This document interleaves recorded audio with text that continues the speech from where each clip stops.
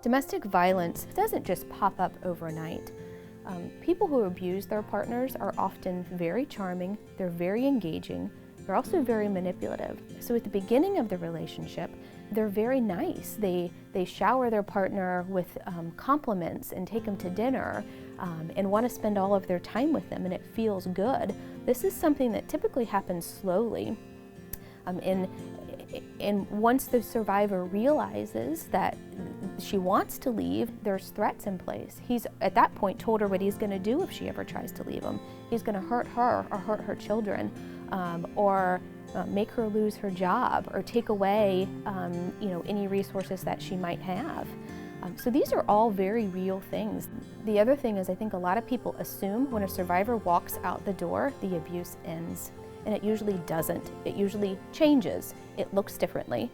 The perpetrator may use the court system against her. He may file for full custody of her child, or threaten to make a report to the child abuse hotline. He may drag out a divorce case. One of the things that we talk about, including with survivors, is that leaving is a process, and it's not a one-time event that just happens when she walks out the door. It's something that happens over time. So we often have to keep that in mind too. What sort of steps is she taking over time to get out of the relationship? There's also a number of reasons why survivors don't leave.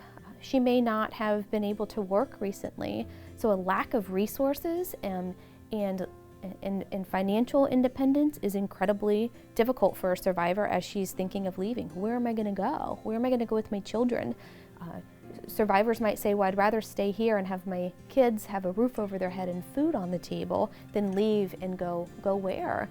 Survivors might not know about services that are available to them at places like the Spring. The other thing that I continue to see, I've been doing this work for 18 years, and the lack of affordable housing in this community continues to be one of the biggest barriers that I see for survivors.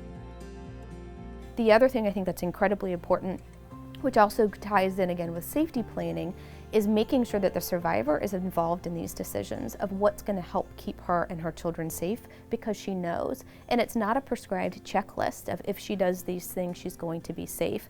Because again, what could keep one survivor safe could put another survivor in a great deal of danger. One day I hope that people start asking, why is he abusing her? And why is he allowed to continue to get away with what is often criminal behavior? We want the community and survivors to hear that there's comprehensive services available to survivors of domestic violence. That includes emergency shelter, outreach services, free legal representation for injunctions. All our services are free, they're all confidential. And somebody can even call anonymously 24 hours a day to our hotline, 247-SAFE, and speak to an advocate about the services available to them.